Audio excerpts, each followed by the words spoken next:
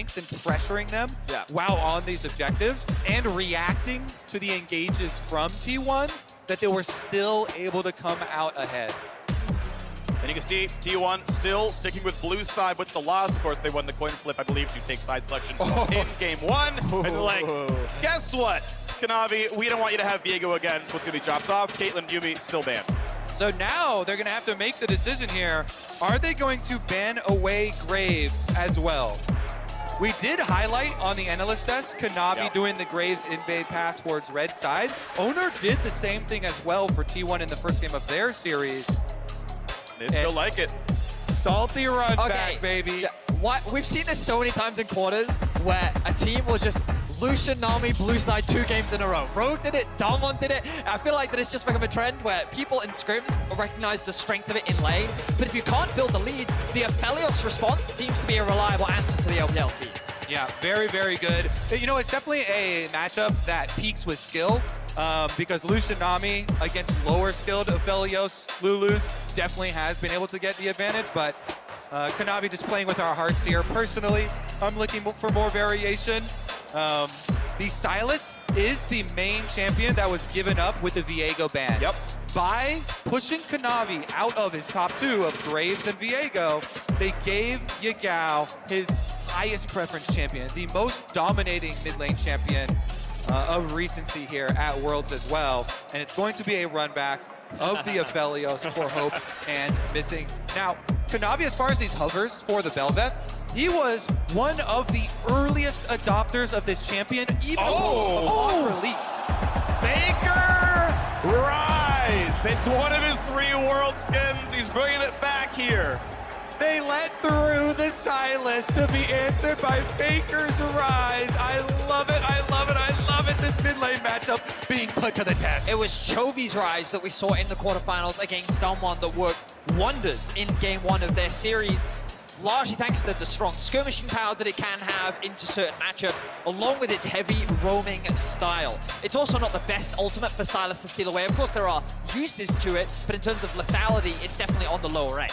And they're really just T1 completely committing to this roam, to your pushing side lane style here with the Rise. By giving over the Sylas, you're thinking that there will be a gap there. Of course, Sylas can still steal the Realm Warp and make his moves to the side lane as well. And we'll keep track of Yagao and how he does that. He's one of the best. And this does fit Faker's trajectory as a player. The greatest of all time, he won 3 world championships in 4 years. And in those 4 years, it was like, well, it's because I'm dominating everyone else in the mid lane. He's hitting historic highs in damage and laning prowess and solo kills and crushing. And over the next 5 years of his career, still excellent, still winning trophies, still heading to World semifinals and finals, has been more as a leader, more as a roamer, helping out the new young guns. It's a bunch of 19 or 20-year-olds on his team. And again, it's Faker saying, I'm going to help you guys carry. Now we're getting so far down in the jungle pool here with the extra bans coming through with the Vi and Lee Sin.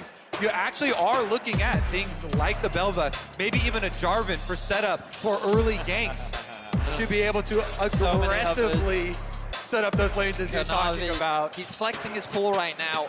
So far at the World Championship, he has brought out one Nidalee game. I'd be surprised if we saw it. The Bel'Veth is being hovered right now, but we'll hold our breath. Will it be Yes, it will. Bel'Veth, a World semifinal. He is quite possibly the jungler I am most confident in the whole world in pulling out this champion. As I said, one of the earliest adopters, played it in LPL Summer, played it in the playoffs. Oh, yes. He often Yes!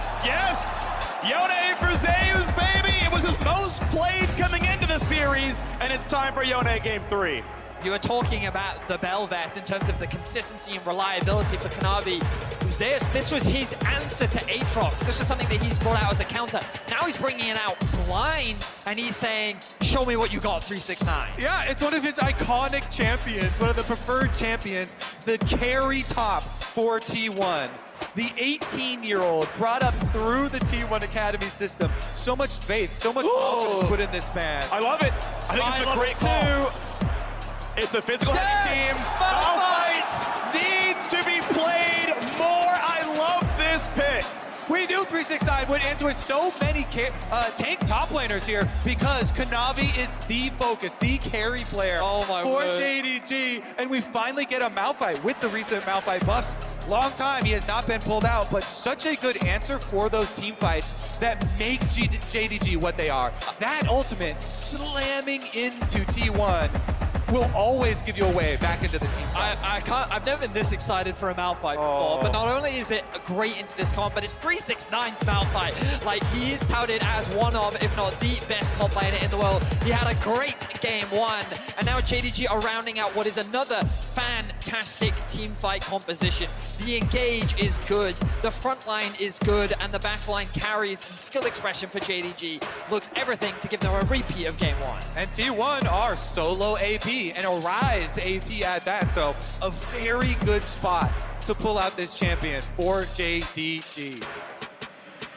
Well, on to the Rift we go in a second. Is it going to be enough? Now this time, it's a different matchup on the top side. It was such a big deal for 369 to get into team fights on Jax. Solo zone 3 people to guarantee. The Elder Dragon, once they've got it, get everyone low for the team to clean up. He was huge in a fighter-fighter counter pick. This time around, Malphite Yone. Not going to be killable in lane, but it's not going to be him solo carrying team fights. It's going to be him starting team fights and making sure his teammates are there to carry the actual damage sources. And I'm very curious too about the build for the actual damage sources, because Kanavi, when he first brought out Bel'Veth, was always going with this semi-tank build. The Blade of the Ruin King into then tank items later. But in Champions Queue, I saw him multiple times do the full DPS Bel'Veth, Kraken Slayer, Blade of the Ruin King, full DPS. So I want to see if Kanavi will commit to that, or if it feels like Yagao and Hope will carry the weight. Now, a common thing that we've seen across the world throughout this split has been this early red ward, that the delayed invade, and have a look at the junglers right now. JDG is ready for it, and they're able to get the flash out from Oner. So this was really good awareness from JDG, because again, it's something common that you'll see from many junglers, the delay on trying to drop that ward over the wall to get information. We'll now see T1 invest it on the bot side of the map instead to just figure out where Kanavi is starting, but getting the flash out from Oner is already a great start for JDG. Yeah, and pretty common runes here from the setups from everybody. And of course, Poppy going the Hex Flash, it won't hurt Poppy as much as a lot of other champions that do not take this rune. Oner starting towards the top side here. Meanwhile, for Kanavi on that Bel'Veth, you almost always want to get your full clear off. So Kanavi starting off the bottom side, clearing up towards that top side. No easy poke through the minions, a little damage there. The Oner indeed on the ward, getting his own blue as an early cleanse coming across there, healing a chase on down. Guma forced to flash away, and they're going for more. He's slowed, 100 health left, and JDG decides they're already winning the bot lane. Carrier trades one back, but first blood went to the AD carry. Oh my goodness, Hope and Missing, no hesitation there. You saw that level 1. Once they get the angle of the triangle here towards the brush, and Vedius, you talked about the wards into your side lanes early on here. So you see Hope and Missing move up, you'll get an early ignite as well. Guma very far forward. He allowed auto attack range of both Missing and Hope at the same time, while Kerio was positioned behind him. And Hope and Missing, they don't hesitate. They slap him back down, they immediately punish him. So even though, yeah, Kerio gets that counter kill, it is first blood money, and it is a better site for that money to go to into the hands of the AD carry. I will say though that this was an issue for Gumayusi during the regular season. One of the biggest criticisms that T1 had was that their bot lane wasn't as consistent, wasn't as reliable. And coming into Worlds, everyone was like, but Guma is shaking all that rust off. He does not have any of those problems. Yeah, but this type of aggression was some of the issues that we saw during the regular season. And I feel like that he didn't need to be that aggressive at level 1. You can see the idea, but a big mechanical blunder from him on the individual level. Yeah, just the positioning here, Kanavi. Stun's gonna land on a Faker. You got Oner coming around pretty soon, but no flash means it can't help for much. Able to actually stop with the steadfast, and now tackling to a minion, getting away as well. Beautifully done to live. Faker down his flash. He's not out yet though, Faker. In enemy territory, might have to execute to a tower. Yeah, it spots him, and he's gonna say, you know what, the XP isn't worth it. The mid lane wave means more. Faker will execute. Nothing changed to the scoreboard, but it means he's gonna be sitting there not getting farmed. Yeah, good little bodyguard moment for Oner coming through to peel for Faker and get him out of there, because you do not want Kanavi's Bel'Veth getting an early kill. They still burn the flashes though, so mid jungle 4T1, no flashes at all for them, and Kanavi feels like he can go for the grab. Does have smite available. Oh, played by Kanavi. An early smite from Oner is nowhere close to enough damage. 77 health left after the smite itself. So double crab for the JDG jungler. So one of the things I was going to talk about was the biggest difference between Game 1 and Game 2 is that Faker, it's easier for him to get push on the rise compared to on the Galio with the Talia. But again, we saw Yagao concede those early waves to set up for that level 3 gank. We didn't get to talk about it because of the early action bot line, but you've been highlighting it throughout the series, Kobe, and how Kanavi will consistently play through mid to unlock Yagao to burn those flashes so that he can then move around on the map. So now Faker's investment towards the bot side, ideally they look to stack up the wave, look to try and set up some sort of dive onto the bot, especially without any flashes, now becomes a lot harder. Well, as we watch ourselves go back into the jungle, make sure to grab your exclusive Very Nasa's Much Wow emote from Prime Gaming by connecting your League account with your Prime account as well. Mid lane being attacked, pretty good damage out of Faker in the mid lane, Yagao being pushed around. Woo! It's a lot of damage. Lance. Of course, he does have the teleport, so he can likely just reset here. He hasn't actually spent any of his gold just yet.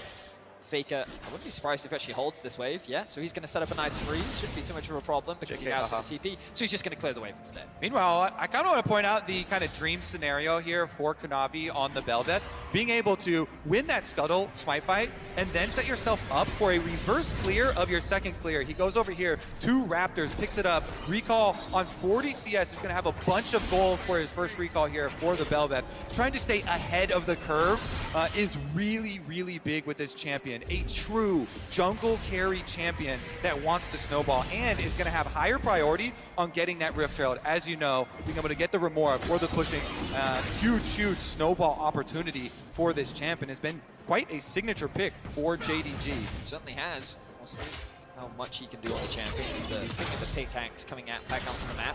So talking about jungle, we also have to talk about top. Often JDG are a very good topside focused team. They do invest a lot early in terms of 369, but we haven't talked about this matchup at all. In terms of the early game, it often is Yone favored. He can get a lot of favorable trades. Malphite doesn't offer that much, but there's a certain break point around like level 7, level 8, level 9, where he can really start winning out on the 1v1. Starting off with the Warden's Mail already will make this matchup inherently harder for Zeus to bully and push 369 around. He got rid of all the wards, so Kanavi was not seen clearing his bottom jungle, was not seen coming down the river. Owner, though, nearby as well. There's no fight to be had. The wave is pushing towards JDG, and Owner himself now spotted by his control ward. I think he knows from his own sweeper. As they roam over, they can't quite find that kill, but with a knockup, looks like it is going to be Scuttle Crab claimed for Kanavi. Level 6 as he knocks it down. Well done to him. Bubble nearly lands on a missing. That's a jump on forward. And Whimsy into a root, into a lot of damage. Heal is forced. Hope lives at the end with a heal, but now Guma, pretty low, has his own flash if needed. Kanavi cannot reach him. Yeah, it's actually so dangerous when Bel'Veth has both dashes that are in the direction of your lane to be able to chase down. Oh yeah, Gao's in the way. Both mid laners here. Okay, it's a 4v4 down here. Is it going to be a fight though? Looks like it's going to be a wave clear. Everyone's going to make sure it's safe. And now I think Yagao got spotted. Owner sees him. Going to find some poke, but nothing more.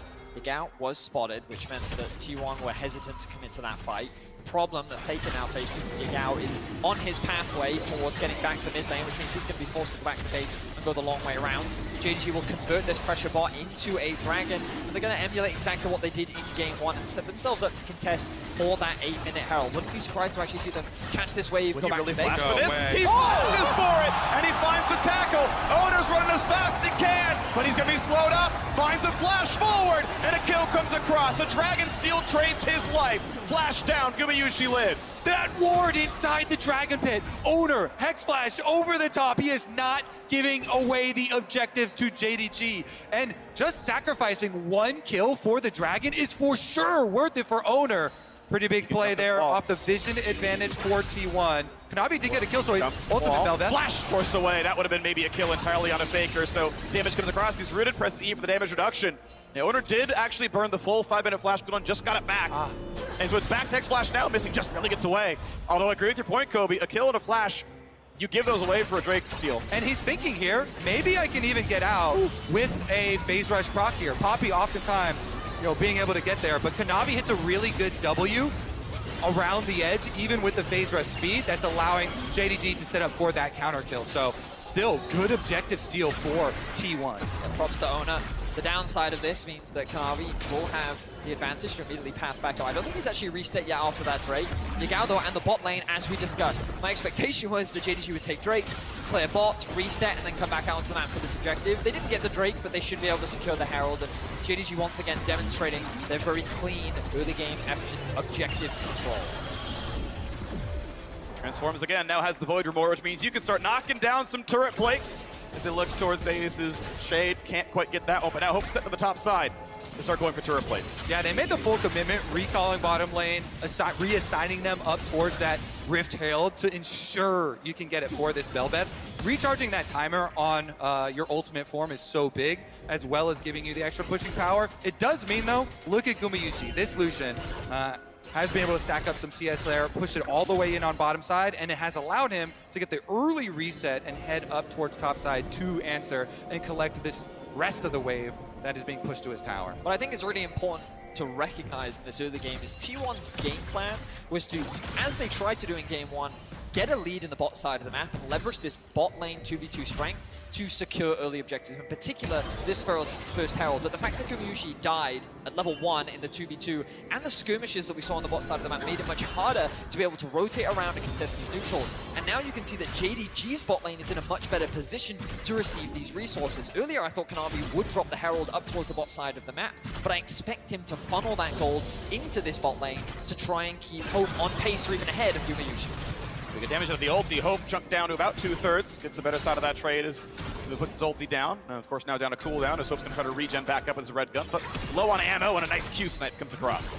Also, with last game coming down to so many key objective fights and key objective steals here, T1 getting the first dragon for themselves, setting them up for possible stacking as well is really big. I think JDG, after that first game as well, they're so used to people underestimating them. Yep. Even though they are the LPL champions, you know, in the LPL, they are one of the least popular LPL champions of all time.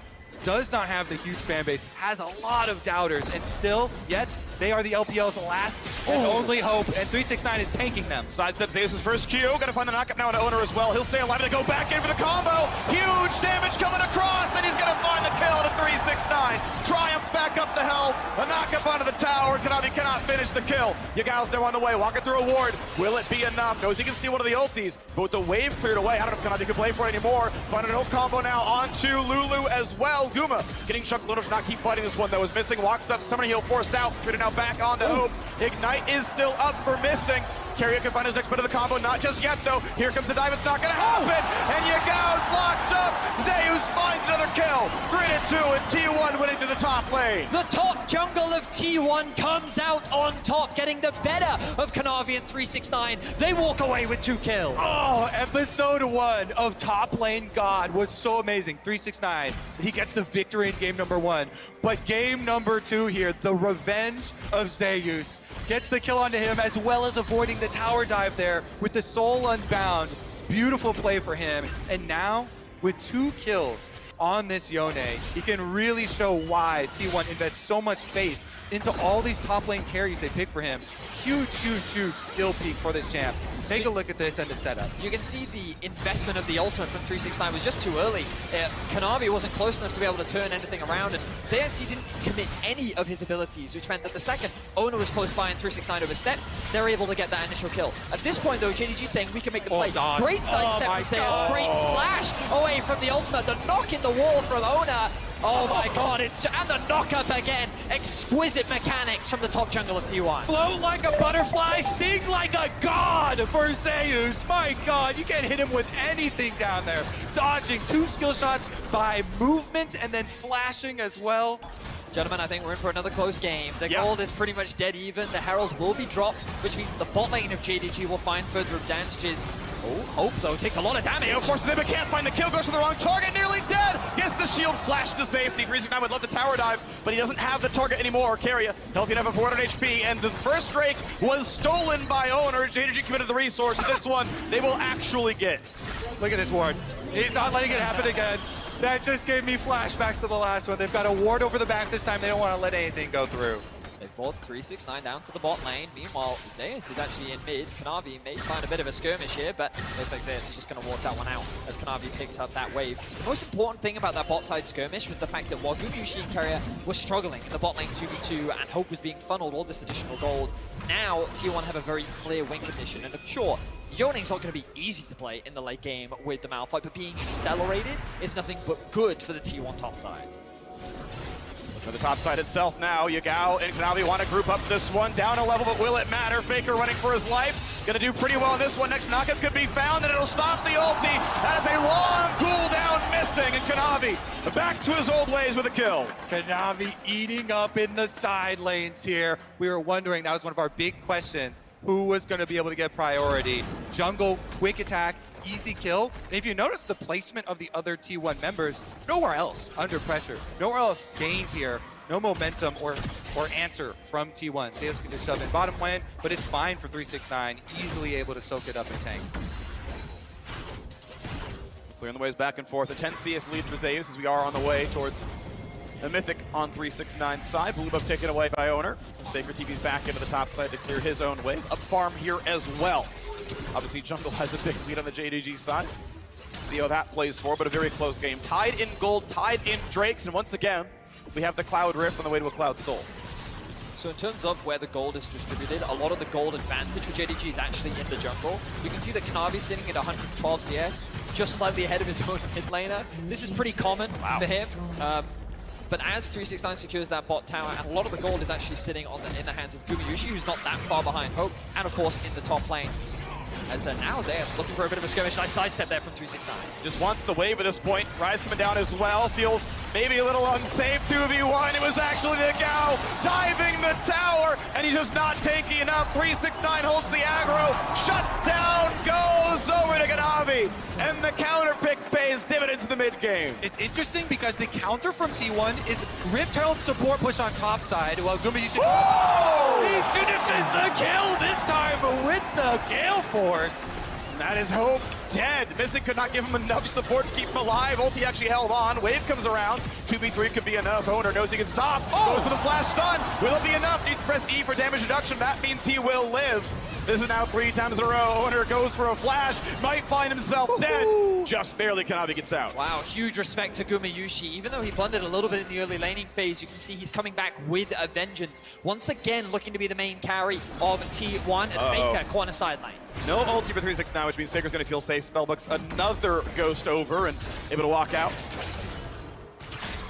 Once again, T1 reclaim control of the gold lead. It's a constant back and forth between these two teams as they find picks across the board. JDG with their pick on Zeus on the bot side of the map. Meanwhile, Gumayushi finding a massive kill onto Hope in the mid lane. They couldn't quite convert it into the mid tier 1, but now already both teams are looking for the next dragon spawning in about a minute and a half. I think we're about to see the moment that JDG have been waiting for, when they have the teleport ready for 369 and be able to get him into one of these team fights off a teleport ward, and boom, Malphite ultimate. He's been soaking up pressure this whole game, waiting for the big moment where he gets to win the team fight for his team. And T1, can they stop it? They must sweep through and clear out this vision so that they don't get surprised. Faker coming to join the rest of the team here on the rise. He's got Realm Warp available, so he could go top lane and soak it up and still be within range. 369 shouldn't have been seen, could look for an ult. He has his own flash as well, but not going to go for a tower dive. T1 still feeling safe in this one as the bot wave is pushed in. Zeus does not stay for any longer. As Malphite was on his way down, could have been roamed upon. Yagao could TP. Honestly, it looks like he's going to commit to it. He got both towers with that Rift Herald push that we talked about last time. So there's a long open lane here, but no wards set up to support it. And really, they're just thinking about trading this bottom side dragon that is going to pull JDG's attention. And T1 have set up for this Drake very nicely. Faker getting that deep push, as you highlighted, Kobe, along with the mid flash in. Over the wall, Hex flash into a stun. But can I be able to jump back away? Has help as Lulu in the end, and they're going to kill off that ward he was on. These two wards, control wards behind the dragon, possible angles for Yagao or 369 to force the fight on T1, and this deep TP flank. Here They're both coming. All right, is it going to be enough? It's a bit of a 5-on-5, but right now, Zeus far enough away. They don't pull the trigger. Double TP is in, though, for Drake control. These might be where he wants to be on the side, but actually goes to rejoin his team. Kanavi going to set up on this Drake. Has been building towards tank, has the Aegis to keep him a bit tankier, and they're going to try to burn down this Drake with his Ruin Kick for healing. So keep your eyes on Yagao in this fight. His ultimate's going to be crucial. Wave catches just one. It's not going to be crucial, not going to be relevant there. Going to get the reset there on Owner's ulti now as well. Level 10 on the Poppy. Smite up on both. Can they zone out the Smite steal? It's only Hex Flash. They can spot him on the way in. Oh, the double knockup. They're going to find a team fight. Gumayushi nearly dead. Yagao on the chase, but he can't kill it. Just the Drake. T180 carry lives. The engage is good from JDG, but T1 walk away with their lives. You can see the threat of the wombo combo. 369 lands an engage onto 2, but then the Lulu follow-up actually hits onto 3, which almost completely wipes the backline of T1 off the face of the rift before the fight even starts. This series is a war between these two teams. Every single objective, another battle. As you pointed out, big engage there from JDG, and Yagao even flashing over to try and finish off that kill with the chains onto Gumayusi. Even though they don't get it though, they get the dragon. They continue their stacking for the side of JDG. Both teams not giving an inch in any of these fights. But imagine if Owner hadn't gotten that clutch steal on the first Drake. JDG would be on Soul Point, and Zeus probably needs to be on 3 items where he's a huge threat. Otherwise he gets stopped up by Malphite. Decent damage towards Carrier. Not gonna matter too much, although 369 obviously pretty much impervious to the current team of T1. And we're about to see this mid game. This is why we got so excited for this Malphite pick. It's not for the lane phase. Correct, yep. It is for these mid-game fights here, and 369 is a monster now with both Frostfire and the attack speed AoE reduction of that Frozen Heart done. A massive immovable object. The big thing as well is 369 committed his flash earlier, but he traded it for Gumayushi's. Oh, now once again with a really good stun into the wall. Oh, Zeus coming, which means it's Shrillis run away as fast as they can. 369 might need to ult to stay alive. How long is he going to wait for it? Finds his first knockup, but is it going to be enough? He'll fall to Gumayusi. Tidal wave stolen means almost nothing, and JDG this time do not find their team fight win. We just cursed the rock right there. He's caught all alone in T1. They're not done. They find a route. They find the follow-up. Yagao sets it up. Faker disengages the fight. A 1-for-1 though. Gumayushi's aggression is punished. He tries to commit onto the kill for Yagao, but he oversteps one step too much, and JDG are there to punish him. A quick kill means that it ends up being a 1-for-1 exchange. Many times are we going to see this Lucian, the furthest one forward on the T1 team, Vedius. My goodness, these teams going blow for blow. It's a short-range champ. Gumayusi has to be very careful with his positioning, and often his aggression can pay off. A champion like Lucian gives him so much individual agency in a team fight. But in a situation like that, where he's tunneling onto a single target, he ends up getting punished. Let's look back. And let's look. It is all about this flank from Zeus. Zeus comes up the river, and 369 sectioned away from the rest of his team.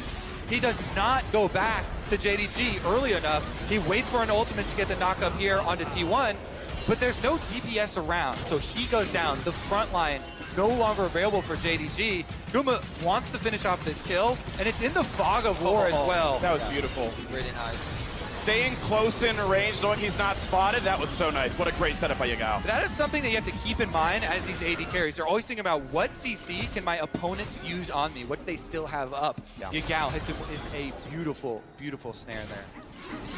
Coaching staff from JDG celebrating that pick because it neutralizes the game once more. The game continues to be dead even. The gold distributed pretty evenly across both sides.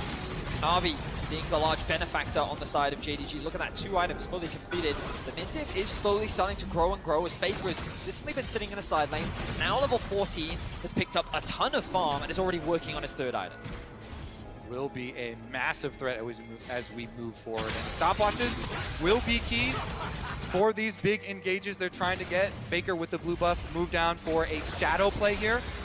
If you split push with Zeus and have Faker... Uh-oh, sets up for Kanavi. Does he have ways out? The ulti's gonna be blocked already. He gets what he can as he tries to set it up. Gets the shield, gets out for now. But how about the next engage? E damage is pretty solid. Has to get back out though as Yagao burns his TP but does not get the kill. Zeus holds every long cooldown.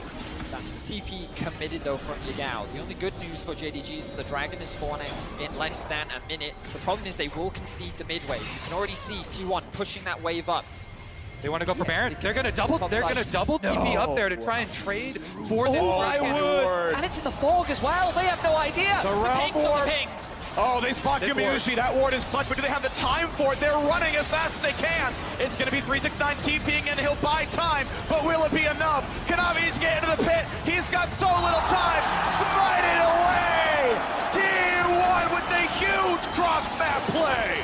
Decisiveness is the key to victory for T1 here. A Baron just snatched out of the fingers of JDG. My goodness, the double teleport. They're not done either. They're going to double push up on this top side with the Baron empowered minions. I don't know if they have the time. I think they realize they can't play for the Cloud trick. It's going to give JDG Cloud kill number 3. A flash gets away from 1, but a stolen Yone. He's going to go for Owner. However, top is still being pushed. Eventually, Zeus and Faker must be answered. Kanavi console the Drake. 3 can head back, but they might lose the inhibitor first. How much more will they lose? Hope is low. Can't fight for much more. Kanavi should be soloing the Dragon, but with mid pushed in, T1 could even answer that. T1 playing the map beautifully right now, but here's the collapse from Kanavi. Malphite sent back, missing, goes for the flash into the Whimsy. Guma does not get slowed just yet. Has to flash the ulti away, but they might want more. Yagao forced the sidestep, gets the root though. Yagao again secures the kill into Gumayushi. Look back at the top lane though, Faker and Zeus are looking for more. They're grouped up.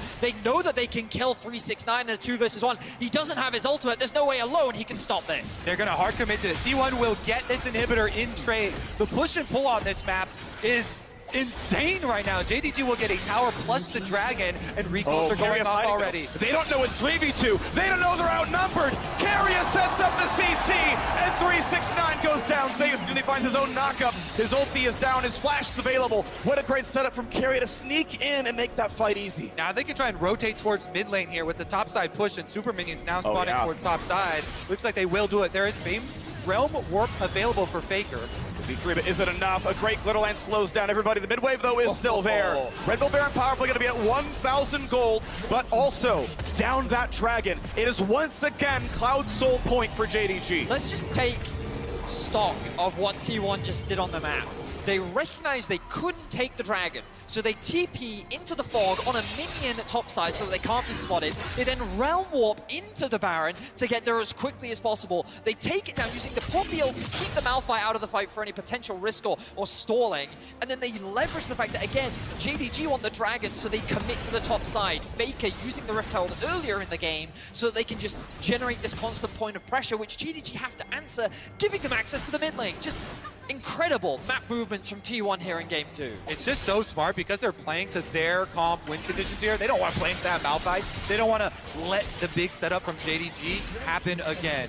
The 369 plus missing, double ultimates, double knockups could be devastating. And so T1 have gotten themselves the map advantage that you're talking about. Now with supers on top side, pushing here through the bottom side with the remnants of that Baron. Hope's gonna take so much damage. Flash the way, Gale Force ulti! It is the second time in a row Guma finds that one. And the bot side is a fight though. Faker attacked, but tanky for a while. Huge ulti from Zeus! Gets 1, gets 2, and T1, they see your 4v5, and they don't care. Under the tower, they kill 2. They rip them apart, and they're going to be able to push up mid lane with that. That's 2 critical carries. Yagao and Hope with very long respawn timers, 2 inhibitors. This early in the game will be so difficult for JDG to come back from. They're trying to end. Look at the positioning. They're running rather far forward. Now they're going to realm warp away to play for the next side of the map with a new wave. They're going to be here for bot lane tier 2. The gold lead will balloon. The mid inhibitor is down. Top inhibitor is down. And all these turrets have been cracked. T1 have just blown this game wide open. Unbelievable performance from them. I felt like JDG was the one dictating the pace of the game, controlling the map in Game 1, but T1 have just one-upped them here in Game 2. And look at Gumayushi getting his revenge in the 1v1 as he gets another solo kill on the Hope. Key thing here, look at the split push for JDG. They've got Silas teleporting in now, but it was a beautiful engage, and Zeus. So it's the reason why his Yone is so feared. Sets it up for the team, doesn't hesitate, doesn't care if you're a tank, immediately engages, wraps up JDG with those extra kills. T1 pushed forward so quickly. And that Zonya's from Faker. 10 years in the game, reflexes like Zeus. Unbelievable performance. T1 now in firm control of Game 2. Honestly, I think the critical factor here has been the speed that T1 are throwing these questions at JDG. It is like a rapid fire test. 1 second to answer each move. Boom, they go to Baron. They burn it down. If you're slow on this, they get the Baron empowered recalls. They double commit to the push on the top side. They get the inhibitor. They consistently are forcing you into macro decisions, and there's no time to respawn. And so much of the credit needs to be given to the T1 solo lane as Zeus and Faker. They have been running rampant on the side lanes. Their map play has been exquisite. And now they find themselves, Zeus level 16, Faker level 16, level advantages across the board. They're just not going to give JDG the team fight that they're looking for. Yeah, and now with double inhibitors down, you have such an easy time of controlling all the resources on the map. You can see it right now. They've completely wiped both jungles here of any resources for JDG to take. And if they litter the pathways through the jungle, all they have to do is retreat to Dragon, stop this Dragon Soul stacking, and JDG kind of forced to clean up all of these minions inside their base. They cannot afford to leave lest you get split pushed to death. So the farm continues. We are on 3 out of Baron. 4. Yeah, Hope has himself a Guardian Angel. Baron is up right now, and you can see T1 on the way over. They don't care about Cloud Souls at all. They want to give up another one in exchange for the Baron. Guma trying to buy them some time. This is merely trying to push JDG away from the Baron while the rest of the team can burn it. Clean.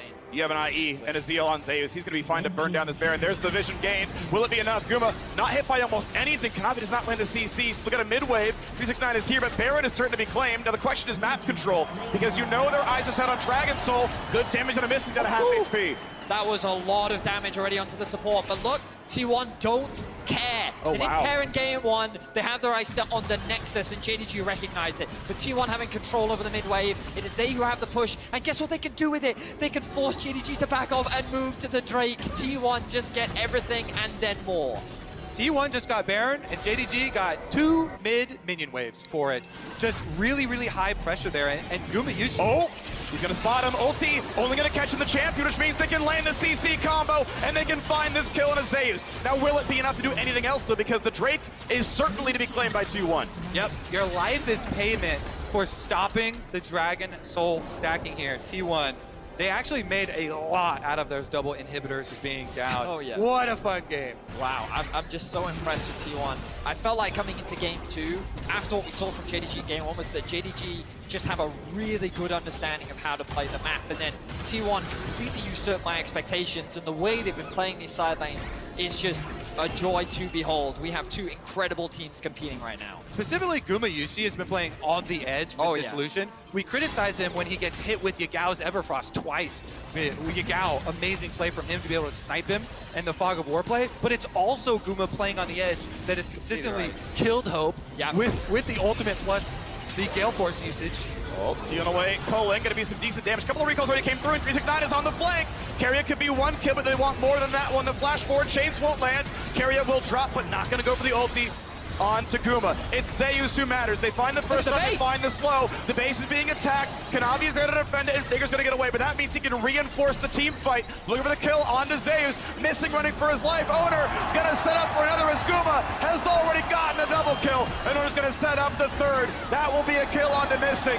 And now it's T1 against just 2.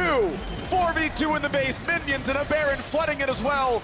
20 there in a gold bonus on the power play, and now going for the Nexus turrets. T1 looking to tie up this series, and Kanavi tries to bait the CC, burns the stopwatch, flashes in, finds what damage he can, and buys a bit of time, because guess what? The LCK Hero World are stopped by inhibitors, and T1 will not find the game just yet. Wow, T1 can't actually end because the inhibitor will in fact come back out onto the map. But what a crazy fight we just saw. JDG was setting up for the flank. They were looking to try and catch T1 in their recalls. But T1 again play it so well. They create 2 points of pressure. They force JDG to split apart. And the second that they are, Faker's Realm Warp collapses onto the team and creates a numbers advantage. This is how you play a split push comp. This is how you play against a team fight. Great execution once again from T1. Exactly, and look how quick they answer. Teleport from 369 comes in. They want the team fight, but T1 say, we don't want the team fight. We want to pressure your Nexus. So with the teleport into the base from Faker, he forces the answer from JDG. They have to teleport out Yagao, meanwhile allowing the interrupt here, Zeus. Oh my word. Zeus. He interrupts the teleport. He basically kills 2, sets up the double for Guma Yushi. T1 just pulling JDG across the map, making use of their big advantage. Now Faker, though, on the run. Jumping in by himself. Hope's going to be moving pretty fast. He'll be rooted in place, though, but the damage might not be enough. Whimsy does not find the slow team is going afterwards. Kanavi is going back to base. Hope is looking to get that kill on the Faker, but he's just buying time for his team as much as possible. The ultimate from Ona. Yep, Kanavi's gonna find that first kill. He's gonna transform, but actually the shutdown goes through. 369 finds his engage, but cannot kill Carrier. Hover not gonna be in threat much himself. Yagao doesn't find the root, burns Azonius. In comes Zeus, knocks down Missing, and there's the rest from Owner. Gets a second. Hope gonna lose the Guardian Angel, but how about the rest? As everyone's starting to fall, Kanavi is left alone, but you can't do it by yourself. You need a team, and T1 will tie up the scoreline 1-1 in the semifinals. Nuba Yushi gets hit with 2 Everfrost early in the game, dies